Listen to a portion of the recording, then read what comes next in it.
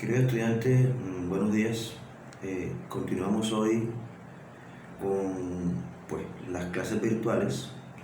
En esta oportunidad la clase la vamos a grabar y estará disponible en mi canal de YouTube.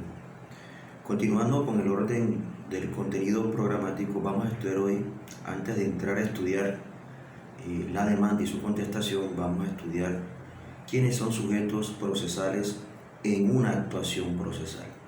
Como todos ustedes saben, en materia procesal laboral también son sujetos procesales las partes, la parte demandante, la parte demandada, el juez laboral, que es el principal protagonista en este proceso, toda vez el que dirige el proceso, y también el Ministerio Público en Asuntos Laborales.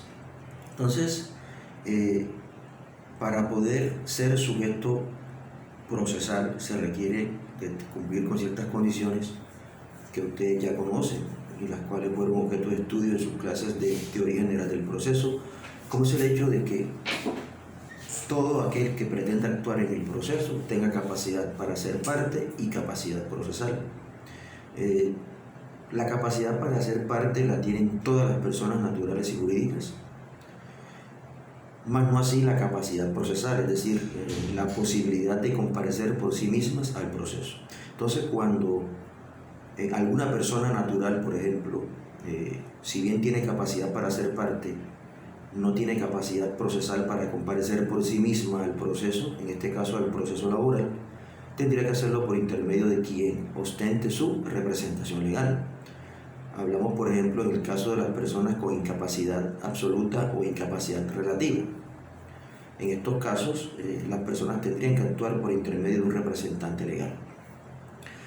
Entonces, la capacidad para ser parte la tenemos todos, y la capacidad procesal, algunos de ellos, algunas personas gozan de ella. Las personas jurídicas siempre tendrán que actuar por intermedio de su representante legal, toda vez que para comparecer por sí mismas tienen que hacerlo a través de un representante, en la medida en que son personas ficticias, como lo denomina el Código Civil, pero aún así son sujetos de derechos y obligaciones y pueden ser representadas judicial o extrajudicialmente por su representante legal.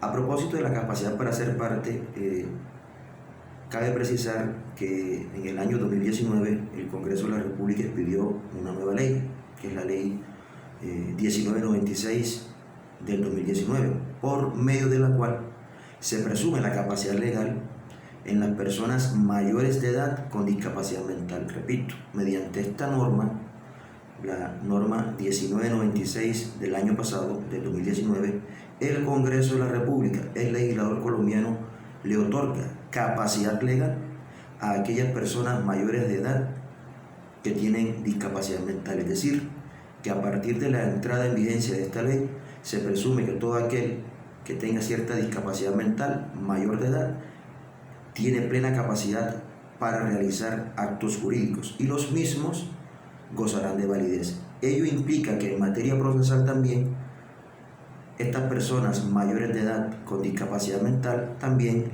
tengan capacidad procesal. Significa lo anterior, que estas personas podrían otorgar directamente poder a un abogado para que lo represente en un determinado proceso judicial. Mientras que antes de esta ley, todo aquel que tuviera una incapacidad mental, sin importar si fuera mayor o menor de edad, tendría que actuar judicialmente a través de un representante legal, ¿cierto? Ahora, con esta nueva normatividad, las personas mayores de edad con discapacidad mental se presumen que tienen capacidad legal y por ende podrían directamente también comparecer por sí mismas a un proceso, es decir, se les otorga a partir de esta norma capacidad procesal. Luego entonces, en la práctica, a usted como abogado, en un asunto laboral, podría eventualmente una persona mayor de edad con discapacidad mental otorgarle poder para que la represente, ella directamente otorgarle a usted poder para que usted la represente judicialmente en un determinado proceso laboral, fuere como demandante o como demandado. Quizás este es el punto más importante, más relevante y la novedad más interesante en materia procesal en lo que tiene que ver en la capacidad para ser parte y la capacidad procesal, ¿cierto? En el sentido de entender que ya ciertas personas que hasta cierto momento se consideraban incapaces para comparecer por sí mismas a un proceso, hoy en día, en base a una nueva normatividad, ya gozan de esa capacidad procesal y por ende pueden actuar por sí mismas frente a un determinado proceso. Ya no tendrían que hacerlo o no estarían obligadas a hacerlo a través de un representante legal. Aclarado este tema, pasamos entonces a la demanda. Ustedes saben que la demanda es el primer acto introductorio en todo proceso, es la primera actuación con que se le da inicio a un proceso. Es una actuación a instancia de parte. En materia procesal laboral y en materia procesal civil, e inclusive podríamos decir también en la mayoría de los procesos contenciosos administrativos, el proceso se inicia a instancia de parte, es decir, se requiere formulación de demanda. En ese sentido, en materia procesal laboral, al igual que en las demás áreas del derecho procesal, la demanda debe reunir de igual manera una serie de requisitos formales, so pena de que ello genere la inadmisión de la demanda. Cuando una demanda no reúne los requisitos formales que impone el legislador, ello deviene en la inadmisión de la demanda. Entonces, en materia procesal laboral, los requisitos formales de la demanda están consagrados en el artículo 25. Ahí se señala taxativamente los diferentes requisitos formales que debe contemplar una demanda para efectos de que sea admitida por el juez de conocimiento. El primer requisito obvio que señala el artículo 25 es la designación del juez. En este caso, la demanda laboral deberá ir dirigida a un juez laboral del circuito, ¿cierto? O, dependiendo si en el sitio donde yo voy a presentar la demanda existe un juez laboral de pequeñas causas, dirigirla también a este juez. Ello dependerá de la cuantía. Recuerden que si el valor de mis pretensiones al momento de formular la demanda no excede 20 veces el salario mínimo legal mensual vigente y en el sitio donde voy a presentar la demanda existe un juez laboral de pequeñas causas, tendré que presentar la demanda ante este juez. Por el contrario, si el valor de las pretensiones al momento de incoar la demanda excede 20 veces el salario mínimo legal mensual vigente, pues obviamente la demanda tendré que dirigirla ante el juez laboral del circuito. De igual manera, la demanda podré dirigirla frente a un juez distinto al laboral del circuito o al de pequeñas causas laborales cuando en el sitio donde pretenda presentar la demanda no existan jueces laborales. Entonces aquí ustedes saben que la ley permite que en reemplazo de todos los jueces laborales puedan conocer los asuntos laborales los jueces civiles o promícuos del circuito. Entonces, dependiendo si en el sitio donde voy a presentar la demanda necesito juez laboral, la puedo dirigir perfectamente frente a un juez civil del circuito o promícuo del circuito.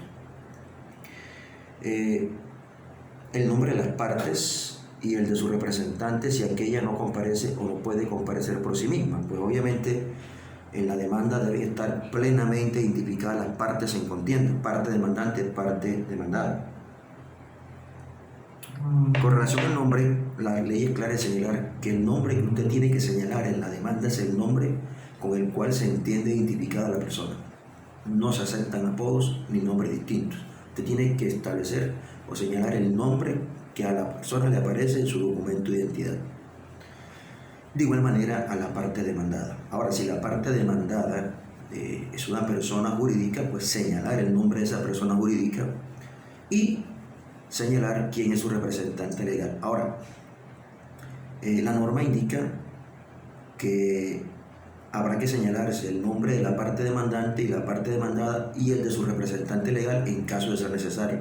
Aquí vuelvo y reitero lo que sucede hoy en día con las personas mayores de edad con discapacidad mental. Recuerden que a partir de la entrada en vigencia de la ley 1996 del año pasado, 2019, ya estas personas se presume que tienen capacidad legal y en ese sentido podrían comparecer por sí mismas perfectamente, y esas personas pues podrían otorgarle poder a usted.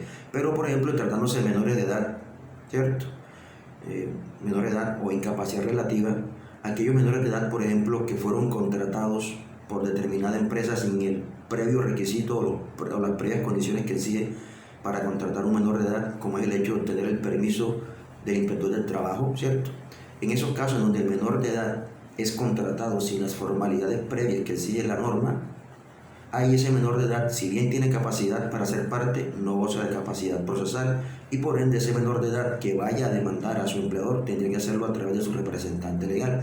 Entonces, cuando tengamos un cliente que sea un menor de edad que fue contratado por una empresa sin el previo permiso de la oficina del trabajo, sin el previo permiso de sus padres, quien tendrá que darte poder no es el menor, sino quien para ese momento ostente su representación legal, que en este caso, por ejemplo, podría ser alguno de sus padres. ¿Okay? Ahora, si por el contrario, y así lo ha señalado la jurisprudencia de la Corte Suprema, Sala de Casación Laboral, si por el contrario se trata de un menor de edad contratado con todas las formalidades que exige el Código Sustantivo del Trabajo, esto es, con el previo permiso de la Oficina del Trabajo, con la previa autorización dada por sus padres, ahí la jurisprudencia ha señalado que el menor tiene capacidad procesal. Es decir, si el menor es contratado con las formalidades exigidas por el legislador, aquí se presume que además de tener capacidad para ser parte, tiene capacidad procesal, por lo tanto ahí sí, este menor de edad podría comparecer por sí mismo al proceso y podría él directamente otorgarte el poder. Entonces, ¿a dónde vamos?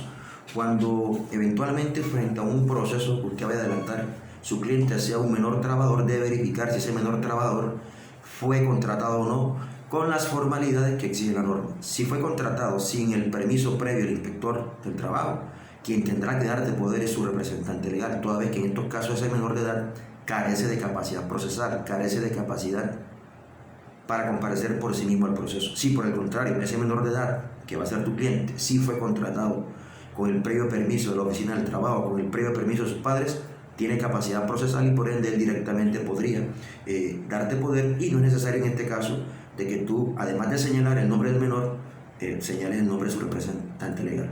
En tratándose de personas jurídicas, siempre las personas jurídicas, como quiera que son entes ficticios, como lo establece el Código Civil, deberán siempre actuar tanto judicial como extrajudicialmente a través de un representante legal. Aquí sí es obligatorio, además de señalar el nombre de la persona jurídica contra quien se dirige la demanda, señalar quién es su representante legal. Ahora bien, es necesario, conforme a la norma procesal laboral, que yo sepa el nombre exacto de la persona natural que ostenta para ese momento la representación legal. No es necesario señalar el nombre. Es decir, no es necesario decir que la empresa privada o la persona jurídica privada que estoy demandando está representada legal por X o determinada persona. No es obligatorio.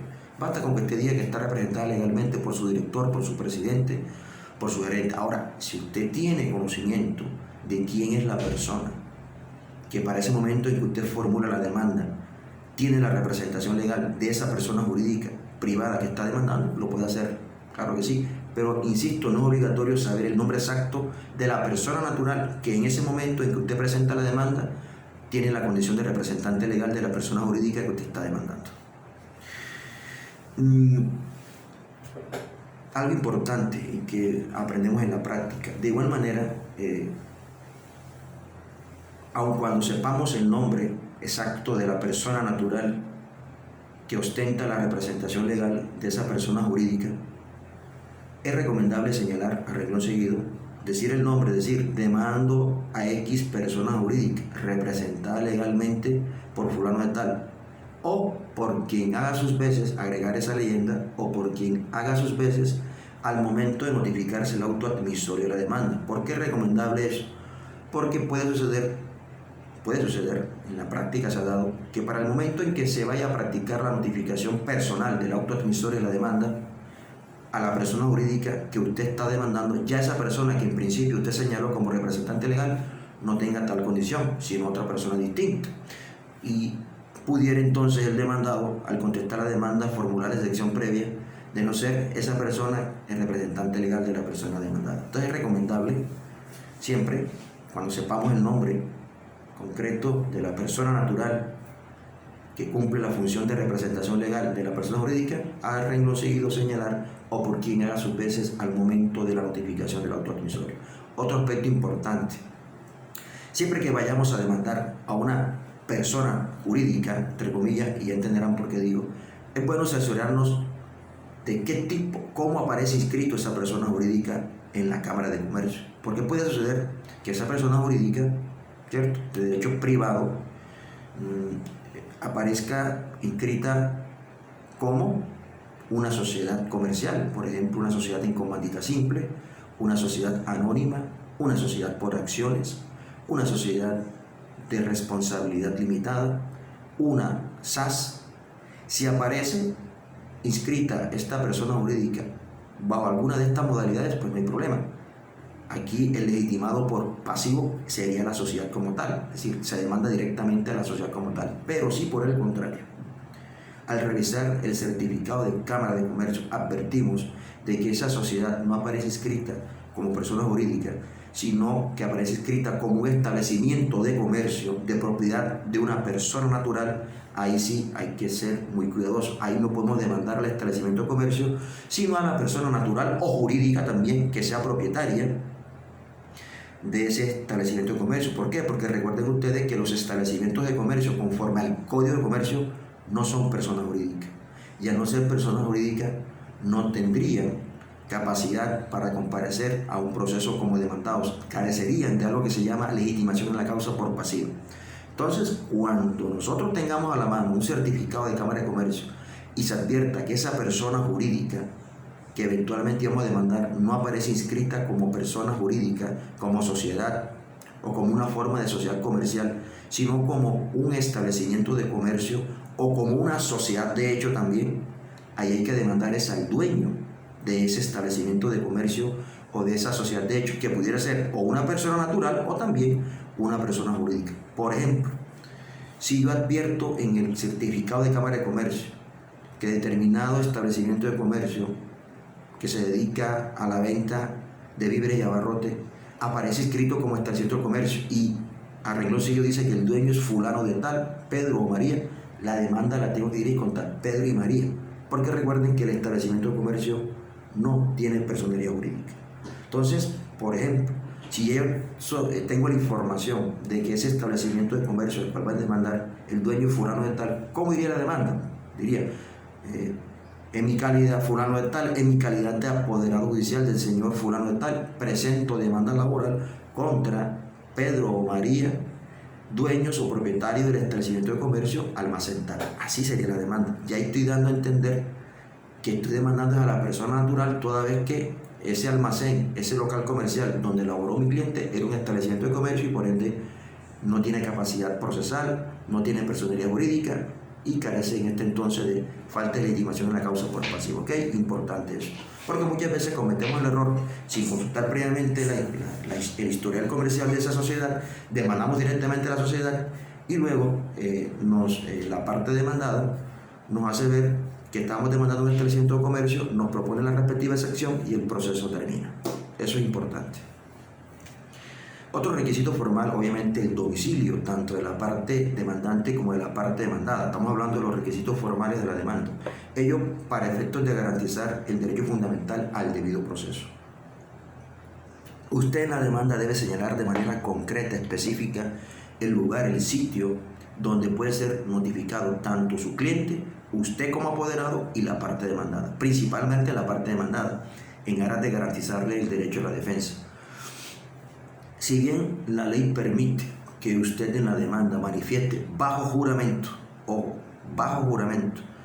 que tanto usted como su cliente desconocen el sitio, lugar, residencia, habitación donde pudiera ser ubicado la parte demandada para efecto de notificación, ojo con eso, debe ser verdad lo que usted está diciendo. Porque en el evento que usted mienta o luego con posterioridad el juez advierta, se demuestre que usted mintió al decir que desconocía dónde podía ser ubicado la parte demandada, pudiera estar incurriendo inclusive en un ilícito penal como fraude procesal o falsedad. Recuerden que esa manifestación la estamos haciendo bajo juramento. Entonces, ¿a dónde voy? Nosotros como abogados debemos ser honestos, probos, íntegros, éticos en el ejercicio de esta profesión. Hay un principio que se llama el principio de la lealtad procesal. Es decir, a pesar de que somos contrincantes, usted como el otro abogado debe hacerse bajo condiciones de lealtad, de transparencia, lo que se dice en franca lid. Ustedes no hagan eso, ¿ok? Muchas veces los abogados de manera maliciosa, mañosa, premeditada, marcada, mienten al juez diciéndole que desconoce el sitio donde puede ser notificada la parte demandada para que sea emplazado la parte demandada. Y la ventaja, entre comillas, para el abogado demandante de que la parte demandada sea notificada por el emplazatorio es que, digamos, existen las mismas posibilidades de que se notifique o de que no se notifique. Y si no se notifica porque la persona de pronto no es asidua, no es una persona que acostumbra a leer la prensa, por decir un ejemplo, porque la notificación por acto emplazatorio se hace a través de la prensa, muy seguramente esa persona no va a enterarse del proceso, no va a ejercer el derecho de defensa, no va a aportar pruebas y ese proceso va a caminar solo y muy seguramente, no estoy diciendo que sea cierto, pero muy seguramente existe la posibilidad de que ese proceso sea en contra de la parte demandada o en beneficio de la parte demandante. Entonces no hagamos eso, ¿ok? Cuando manifestemos que desconocemos el paradero, domicilio, sitio, lugar donde la parte demandada puede ser ubicada para efecto de notificación, que sea verdad, que no sea mentira. Entre otras cosas, porque además de las implicaciones penales que pudiera ello representar para el abogado demandante y para su cliente, también hay unas sanciones de tipo disciplinario frente al Consejo Superior de la Judicatura y también de tipo pecuniario. Las de tipo pecuniario las encontramos en el artículo 86 del CGP, norma aplicable por analogía al procedimiento laboral. Si usted se va al artículo 86 del CGP, ahí dice que se habla de sanciones por manifestaciones falsas en la demanda y dice que si se logra comprobar que tanto el demandante como su apoderado hicieron señalamientos o manifestaciones falsas en la demanda, ello tendrá como consecuencia, repito, además de las implicaciones penales y disciplinarias, la imposición de multa en contra tanto del cliente suyo como de usted. Entonces no hagamos eso. Fuera de ese caso, pues hay que señalar en la demanda el sitio donde puede ser ubicado su cliente, usted como apoderado de la parte demandante y obviamente la parte demandada. Ahora, el sitio donde puede ser ubicada la parte demandada, que casi siempre en materia laboral es el empleador, no tiene que ser necesariamente el sitio donde funciona la empresa o el domicilio de la parte empleadora. Puede ser cualquier sitio en donde, para efecto de notificación, pudiere, por ejemplo, ser ubicado o notificado la parte demandada. ¿Ok? El otro requisito es la indicación de la clase de proceso.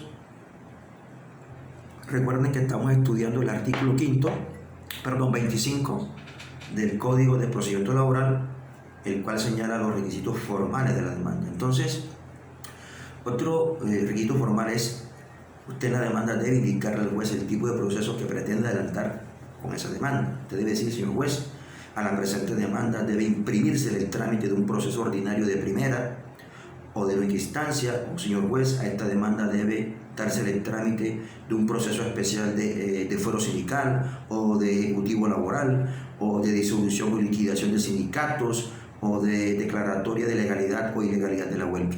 Es importante que usted le señale al juez el tipo de proceso que se va a adelantar. Al respecto, cabe mencionar algo. Revisando el artículo 82 del Código General del Proceso, que de igual manera señala los requisitos formales que debe contener toda demanda civil, agraria, comercial o de familia, acá, a diferencia del artículo 25 del CPR, observamos que ya no se exige como requisito formal el indicar la clase de proceso.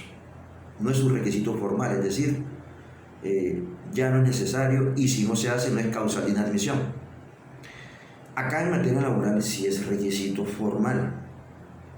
Ahora, ¿por qué quiero hacer esta pequeña comparación? Pues que en ese sentido vemos que el CGP permite, da a entender, es decir, al CGP eliminar como requisito formal de la demanda el indicar, el que no exija ya que se indique la clase de proceso, da a entender que quien realmente debe determinar al momento de estudiar la demanda para efectos de admisión cuál es el proceso a seguir es el juez. Él es el que tiene que saber exactamente cuál es el trámite que se le debe imprimir a esa demanda, si es un trámite de un proceso especial o de un proceso ordinario. Es más, bajo el anterior Código de Procedimiento Civil o CPC y hoy en el CGP también, la norma permite que el juez enderece la demanda por el trámite que corresponda cuando advierta que la parte demandante o su abogado se equivoca en el señalamiento del proceso. Es decir, el hecho inclusive de que usted como abogado se equivoque en señalar cuál es el trámite que se le debe dar a la demanda, ello no es causal de inadmisión porque la norma permite que el juez, aplicando un poco el principio de prevalencia de lo sustancial sobre lo meramente formal, sane el proceso y le dé el trámite que corresponde. Entonces, ¿a dónde voy? Pienso que en este aspecto el CGP ha avanzado mucho más que el CPR, toda vez que en el CPR aún se sigue exigiendo ese requisito. Ahora, en la práctica, ¿qué está pasando? En la práctica hay jueces laborales que son muy apegados a la norma, a la literalidad de la norma, y si usted no le señala en la demanda, en el acápite de proceso, de trámite, de clase de proceso, cuál es el trámite que se le tiene que dar, te va a inadmitir la demanda. Entonces, por eso es recomendable siempre revisar la demanda y prever que usted en el acápite de clase de proceso le haya señalado al juez el tipo de proceso que deberá imprimírsele a esa demanda. ¿Ok? Es importante eso. Las pretensiones, dice, lo que se pretenda expresado con precisión y claridad. Las varias pretensiones se formularán por separado. Obviamente, quizás todos los requisitos formales de la demanda son importantes, pero quizás el más interesante, el que nos alienta a presentar una demanda, son las pretensiones, lo que pretende el actor sea declarado mediante una sentencia. Las pretensiones es el objeto que persigo con la demanda. Los hechos vienen siendo la causa, lo que me motiva, lo que me conllevó a demandar. Y las pretensiones vienen siendo el fin que persigo, el objeto que persigo con esa demanda. Es claro el artículo 25 en señalar en que las pretensiones deben ser individualizadas. Ojo, cuando usted vaya a formular unas pretensiones o varias pretensiones, que es lo normal en materia procesal laboral, es raro encontrar en una demanda laboral una única pretensión. Puede que se dé, pero las reglas de la experiencia nos enseñan que casi siempre, en la mayoría de los casos de las demandas laborales, casi siempre estamos formulando más de una pretensión. Es decir, es normal que en materia procesal laboral se dé el fenómeno de la acumulación de pretensiones. Casi siempre estamos solicitando más de una pretensión. Entonces, cuando usted formula varias pretensiones en una demanda laboral, usted tiene que ser muy ordenado en la forma en que las va a solicitar. Entonces, la primera condición que te exige la norma es que usted las individualice y además de individualizarlas, concrete exactamente cuáles son las pretensiones. Es decir, usted no puede formular pretensiones abstractas. ¿Me explico?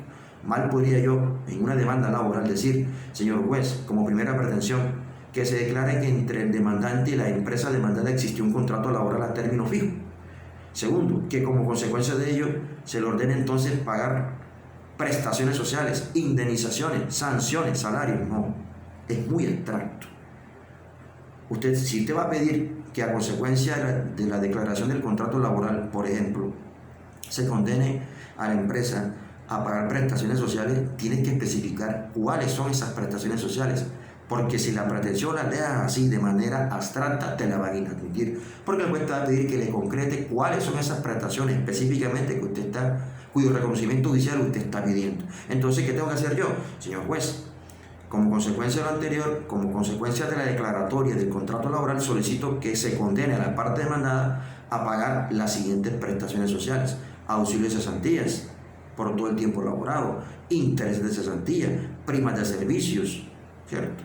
Indemnización por no suministro de calzado y dotación, reajuste salarial, salarios adeudados de los meses tal y tal, sanción moratoria por la no consignación oportuna de las cesantías antes del 15 de febrero del respectivo fondo, sanción moratoria por el no pago de las prestaciones sociales el día en que terminó el contrato. Así hay que ver las pretensiones de manera concreta y específica, ¿okay? Para efecto de que no te vayan a inadmitir la demanda. Ahora, reitero, en laboral, pues, lo normal es que se dé la acumulación de pretensiones.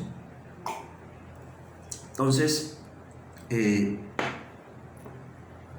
para que proceda la acumulación de pretensiones, pues de igual manera el legislador exige unos requisitos formales, y es que, primero, de todas esas pretensiones que yo estoy acumulando en una demanda, de todas ellas tenga competencia el juez laboral para conocer de ellas. Dos, que todas se puedan tramitar por el mismo proceso o procedimiento.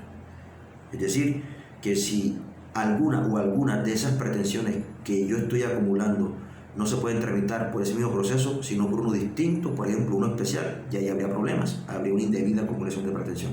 Entonces la condición es que todas esas pretensiones, esas 4, 5, 6, 7 pretensiones que yo estoy formulando, repito, de todas ellas pueda conocer el juez laboral, se puedan tramitar por el mismo procedimiento y no se excluyen entre sí, a menos que excluyéndose proponga algunas de ellas como principales y otras como subsidiarias, ¿ok?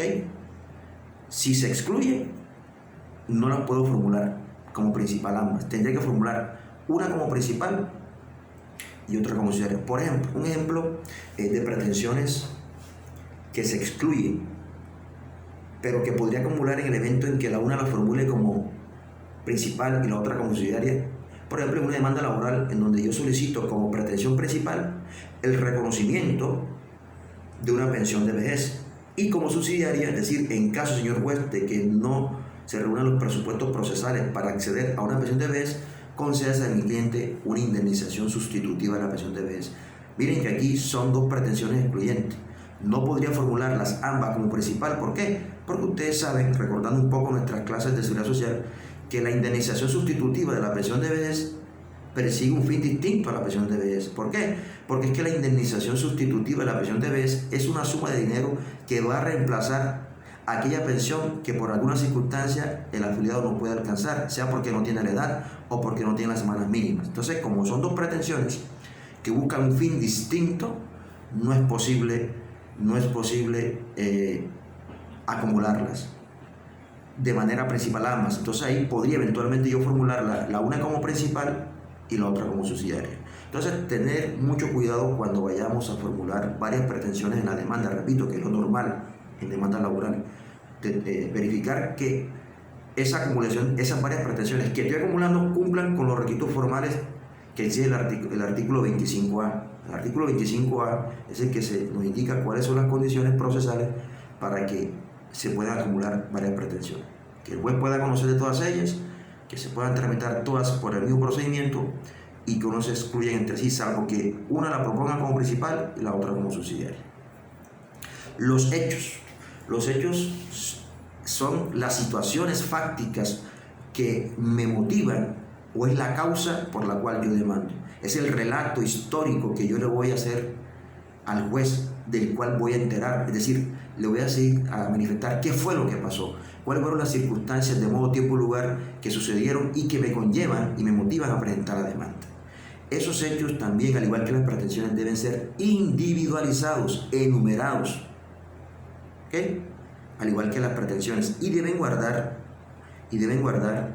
coherencia cronológica con los hechos, es decir, los hechos las pretensiones deben ser consecuencia de los hechos. Es decir, si yo en una demanda estoy solicitando que a mi cliente se le reintegre nuevamente, toda vez que gozando de fuero sindical porque era presidente del sindicato fue despedido sin que se le levantara el fuero, lo más lógico es que en los hechos yo diga que mi cliente estuvo vinculado con la empresa, que estando vinculado a la empresa se vinculó al sindicato, que era presidente del sindicato, que gozaba de fuero sindical y que al momento de ser despedido no se obtuvo el previo permiso del juez laboral. Es decir, los hechos deben guardar una relación congruente con las pretensiones, porque si no, ahí podría haber una causa de admisión. Si el juez advierte de que los hechos y las pretensiones no guardan cierta relación, el juez pudiera inadmitirte la demanda.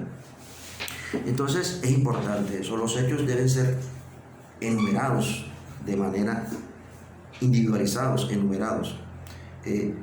La ley no lo exige, pero se recomienda que siempre que vayamos a relatar los hechos lo hagamos de manera cronológica en el tiempo. Es decir, podríamos empezar por el final diciendo: mi cliente fue despedido el pasado 31 de diciembre de 2019 sin justa causa.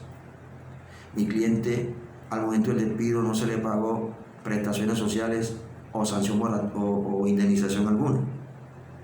Mi cliente estuvo vinculado mediante contrato laboral, nada lo impide, pero para efectos de orden se recomienda empezar por el principio. Normalmente, ¿qué hacemos en la demanda? Iniciamos, el primer hecho que se manifiesta en la demanda es el tipo de vinculación que tenía el cliente. Entonces, normalmente uno dice, hechos, mi podernante fulano de tal estuvo vinculado con la empresa mediante un contrato laboral a término fijo. Segundo, dicho contrato laboral se ejecutó durante las fechas comprendidas de tal a tal fecha. Tercero, como salario se pactó la suma equivalente al salario mínimo. Cuarto, la labor que desempeñaba mi cliente era la de conductor de la empresa. Quinto, el día tal mi cliente recibió una carta, una comunicación en donde la empresa de manera tajante le daba por terminado el contrato sin justa causa. Sexto, desde el momento del despido hasta la fecha, mi cliente no le han pagado prestaciones sociales, salarios insolutos. Así es que se recomienda formular los hechos de la demanda. Pero recuerden, hechos debidamente ordenados, cronológicamente ordenados, ¿ok? Los fundamentos de derecho y razones de derecho. Los fundamentos de derecho obviamente son las normas de tipo constitucional, legal, reglamentaria, en los cuales usted va a fundamentar o soportar las pretensiones. Es decir, esas pretensiones que usted va a formular al juez y que pide que se declare, debe hacerlo en base a unos fundamentos normativos. Fundamentos normativos que ya inclusive van más allá, ya no solamente tienen que ser necesariamente fundamentos de derecho de tipo legal, sino también pueden ser inclusive de tipo jurisprudencial, doctrinal, inclusive pudiéramos invocar jurisprudencia internacional, normas internacionales, a través del famoso bloque de constitucionalidad. Me preguntaba un estudiante, profe, si yo me equivoco en el señalamiento de algún fundamento de derecho, no hay problema, eso no es causal de inadmisión. El hecho de que usted, para fundamentar sus pretensiones, invoque una norma equivocada o que no aplica para el caso en concreto, eso no es causal de inadmisión, porque, repito, quien tiene que conocer exactamente la norma aplicable al caso es el juez. Así como es el juez, como decíamos al principio, el que tiene que saber cuál es el trámite que se le debe dar a esa demanda, ¿cierto? Si es un trámite ordinario especial, de igual manera es el juez el que debe saber con exactitud cuáles son las normas o los fundamentos jurídicos que aplican para el caso en concreto. Otro requisito formal que exige el Código de Procedimiento Laboral para la demanda son las razones de derecho, que a diferencia de los fundamentos, ¿cierto?, ya vienen siendo ese argumento, esas razones, ¿sí?, ese alegato que usted le plasma al juez en la demanda y mediante el cual usted lo va a convencer del por qué debe acceder a sus pretensiones. Las razones de derecho vienen siendo los argumentos, ¿cierto?, las explicaciones, la motivación del por qué el juez debe declarar el derecho solicitado por su cliente en la demanda. Las razones de derecho. La petición de pruebas, pero miren que aquí dice que la petición individualizada y concreta de los medios probatorios. Al igual que las pretensiones, las pruebas que usted va a solicitar en la demanda deben ser individualizadas y concretas. Usted no puede pedir de forma abstracta pruebas. Como por ejemplo, señor juez, solicito que se practiquen testimonios. ¿No? ¿Cuáles testimonios? Entonces, cuando usted vaya a señalar los medios de prueba, usted va a señalar los que tienen en su poder, porque puede que usted tenga pruebas en su poder, como pueden ser documentos, grabaciones, ¿cierto?, mensajes de datos, y también solicitar aquellas que se deban practicar y que por varias razones no las tienes en tu poder, como puede ser, por ejemplo, un interrogatorio aparte de la parte demandada, una inspección judicial o unos testimonios. Pero lo importante aquí es saber cómo voy a formular las pruebas para evitar que me admitan la demanda, o peor aún, para que en etapa posterior no me las vayan a negar, porque el juez puede en etapa posterior negarte el decreto o la práctica de determinada prueba. Entonces lo que se trata es de evitar que me vayan a negar la práctica de determinada prueba, porque recuerden que el derecho es prueba. Dame la prueba y te asistirá al derecho. Mi proceso laboral o mi demanda laboral tendrá éxito en la medida en que yo aporte unas pruebas conducentes pertinentes, ¿sí?, unas pruebas que realmente conduzcan al esclarecimiento de los hechos. Entonces, en la demanda, ¿cómo pediríamos las pruebas? Por ejemplo, señor juez, solicito que se tengan como pruebas las siguientes pruebas documentales, y usted señala las pruebas documentales que tenga. Por ejemplo, copia del contrato de trabajo, copia de la carta de despido, ¿cierto? Como pruebas testimoniales, aquí el CDP se volvió un poco riguroso en la forma como se deben solicitar la práctica de los testimonios. Artículo 163 del CDP, artículo 212 del CDP, aplicable por analogía laboral. Ese artículo 212 del Código General del Proceso aplica por analogía al procedimiento laboral. Y en ese artículo 212 nos enseña cuáles son las formalidades que debe cumplir la solicitud de la prueba testimonial. Dice esa norma que cuando usted vaya a pedir una prueba testimonial, usted primero tiene que señalar el nombre exacto y concreto de las personas que van a testificar o a testimoniar. 2. Debe señalar el sitio o lugar en donde pueden ser ubicados o notificados para efectos de que informarles de que deben comparecer al proceso. Y 3, quizá lo más importante porque muchas veces por no manifestar eso, no decretan la prueba. Decirle al juez qué fin persigue usted o qué pretende demostrar usted con la práctica de esos testimonios. Si usted no le manifiesta al juez en la demanda qué pretende demostrar, qué busca usted demostrar con la práctica de esos testimonios, el juez no te va a decretar la prueba. Puede pasar, inclusive en la práctica se ha dado, que el juez en el primer examen que le haga la demanda no se dé cuenta de que usted no dijo qué fin perseguía con la práctica de esa prueba testimonial, pero el abogado de la parte demandada, que fue más acucioso, más precavido que el juez, advierte ello y te puede formular y te puede, en la audiencia en que se va a decretar la prueba, puede que le señale al juez que no se decrete la prueba testimonial, toda vez que no se dijo al momento de solicitarla qué fin se persigue con ella. Entonces, ojo con eso. Se han dado casos en donde en la audiencia, en la primera audiencia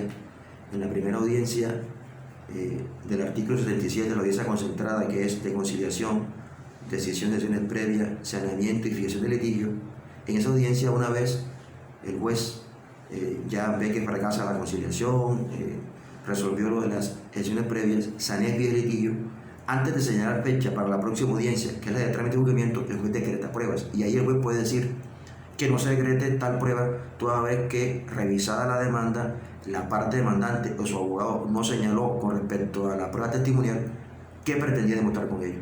O puede que el juez la decrete y ese auto lo impugne o lo reponga la parte demandada y diga: señor juez, interpongo recurso de reposición, por ejemplo, contra ese auto, toda vez que no se cumple con las formalidades del artículo 212 del CGP, aplicable por habilidad laboral, en la medida en que el abogado, si bien señala el nombre de los testigos, el sitio donde pueden ser ubicados, no nos dice qué fin o qué pretende demostrar con esa prueba testimonial. Y si el juez se da cuenta, puede que revoque el auto y niegue la práctica de esa prueba testimonial. Y eso es grave porque muchas veces la prueba testimonial puede servir, por ejemplo, muchas veces la prueba testimonial se convierte en la prueba quizás más importante, más relevante en los casos, por ejemplo, de pensión de sobreviviente. Entonces, ojo con eso.